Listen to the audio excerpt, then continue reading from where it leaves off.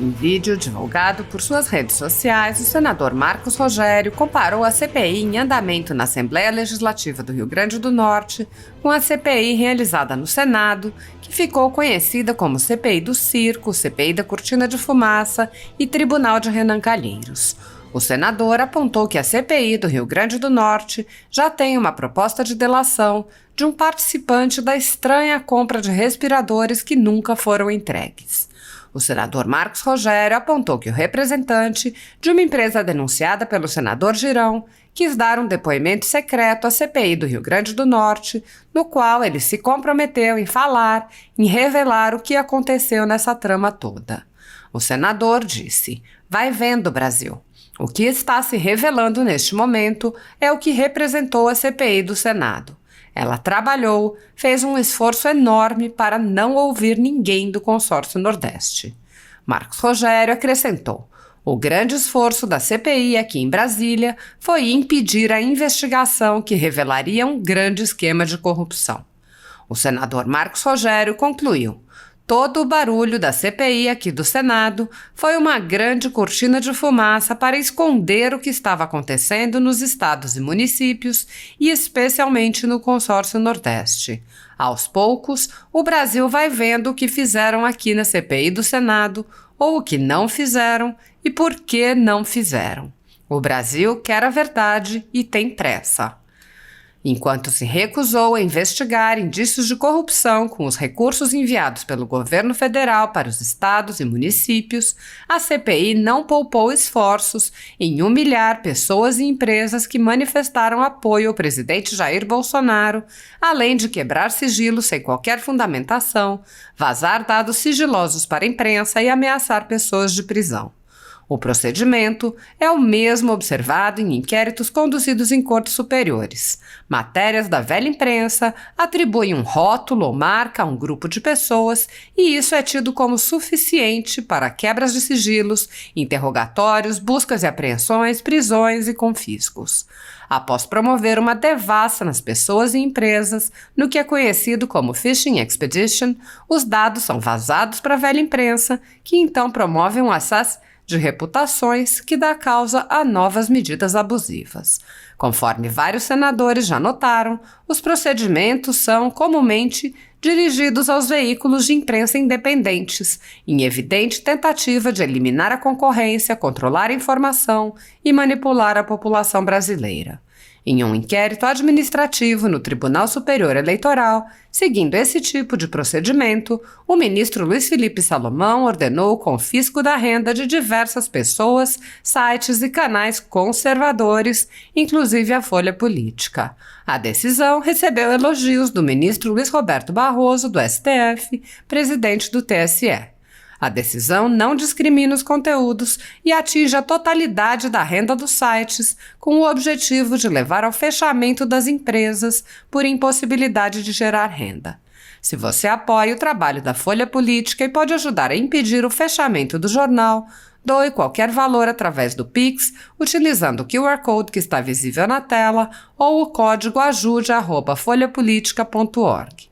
Caso não utilize Pix, há a opção de transferência bancária para a conta da empresa Raposo Fernandes, disponível na descrição deste vídeo e no comentário fixado no topo.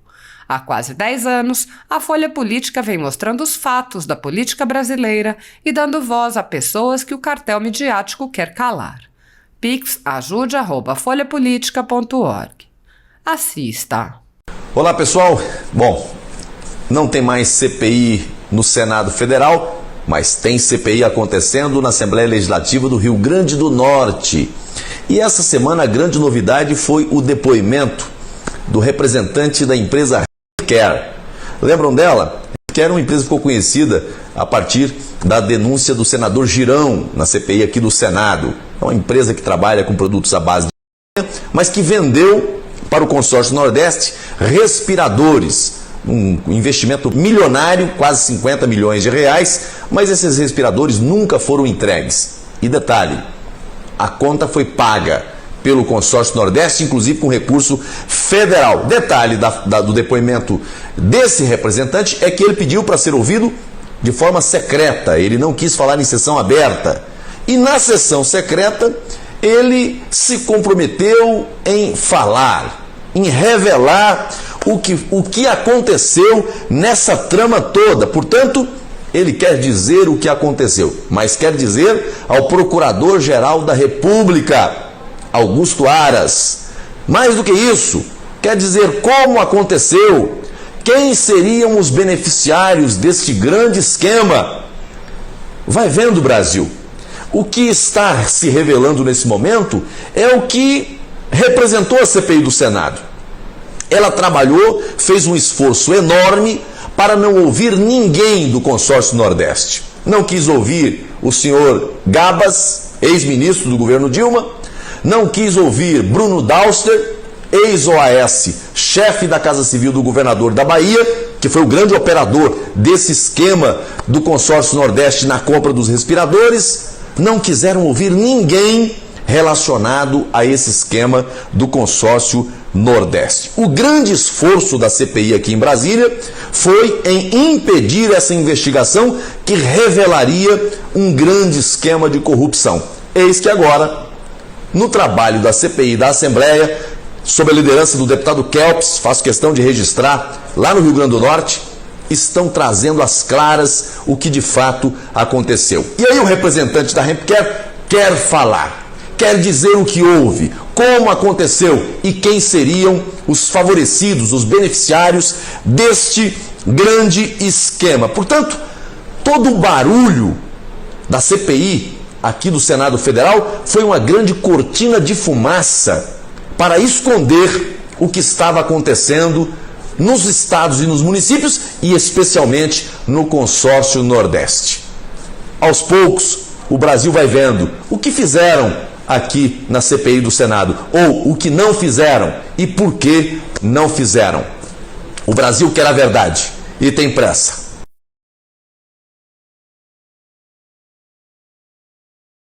Durante todo o trabalho da CPI, trabalhei para que as investigações ocorressem de maneira séria, dentro da técnica processual. Fui ignorado. Alguns membros da CPI se consideraram os donos da verdade, os donos do saber jurídico. Agora, o relatório está sendo ridicularizado. Não passa no crivo de qualquer exame razoável e de bom senso. Lamento muito, porque isso depõe, infelizmente, contra o próprio Senado Federal. Mas foi o caminho que o G7 escolheu. A CPI sai reprovada não apenas pela grande maioria da sociedade brasileira, mas pelas instituições desse país que não convergem com os arbítrios praticados naquele lugar.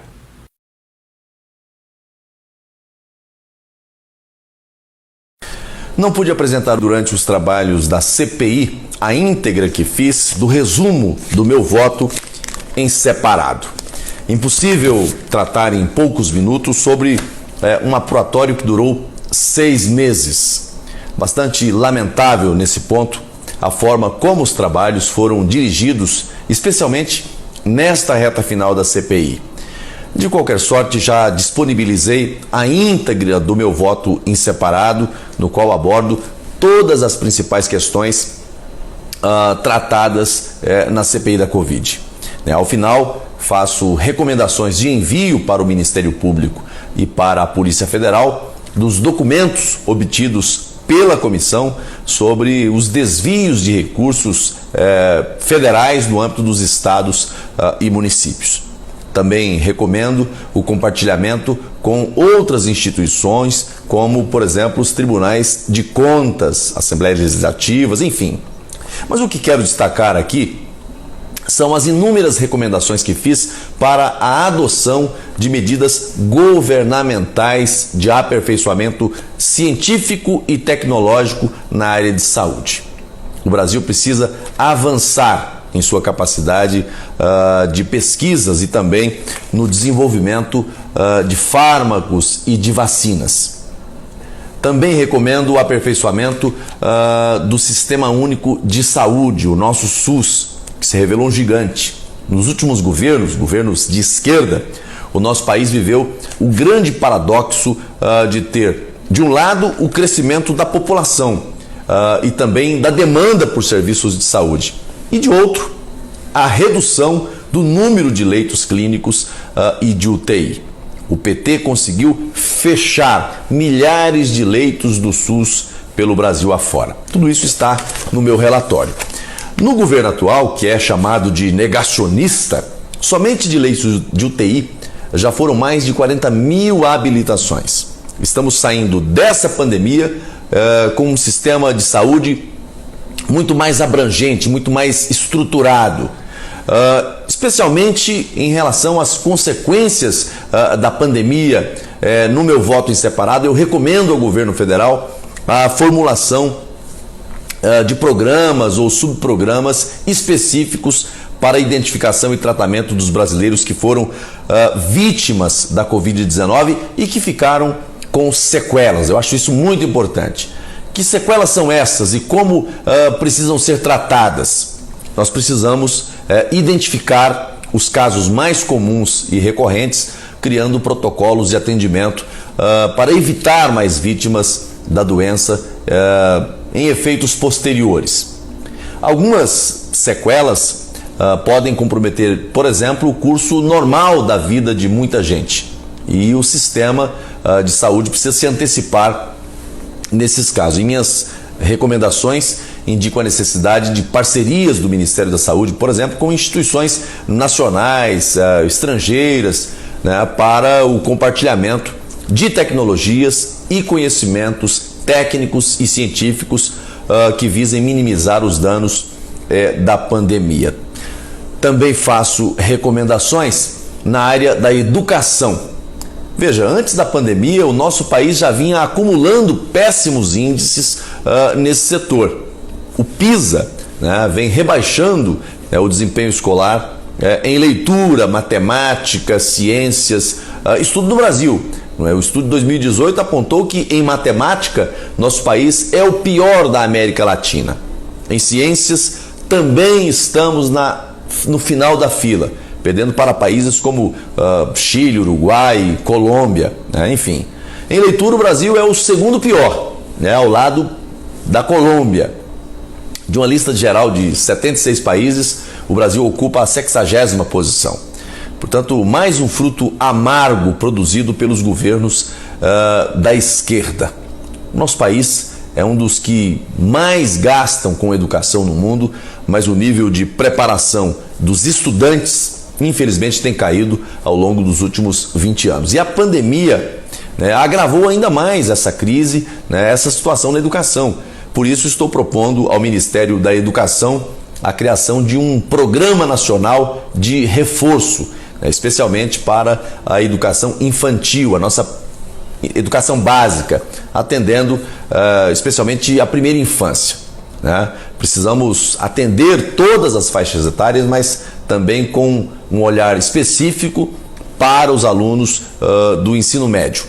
O foco é preparar melhor esses estudantes para o exame nacional e também para os vestibulares, né? Todos nós sabemos que o período da pandemia acabou comprometendo em muito, né, o processo de ensino e aprendizagem, o que precisa ser objeto de uma atenção especial de todos os governos, né? Defendo que os estados, o Distrito Federal e os municípios atuem de forma direta e coordenada para proporcionar aos estudantes a possibilidade de revisitar, né, os conteúdos que identifiquem como necessários para uma formação integral. O método, né, precisará ser estudado pelo próprio Ministério da Educação, ou até mesmo nascer de propostas inovadoras, né, de escolas públicas, privadas, de todo o país, né? Na área da saúde, eu já iniciei os contatos com o ministro Marcelo Queiroga, tratando desse assunto. Quanto à educação, eu pretendo detalhar ao ministro professor Milton Ribeiro o que penso sobre o Brasil pós-pandemia nessa área educacional. Precisamos continuar pensando o nosso país para o futuro. Agradecendo você por ter nos acompanhado ao longo de todo esse tempo, né? Aqueles que intercederam, oraram, comentaram, apoiaram, nossa gratidão. Deus abençoe a todos.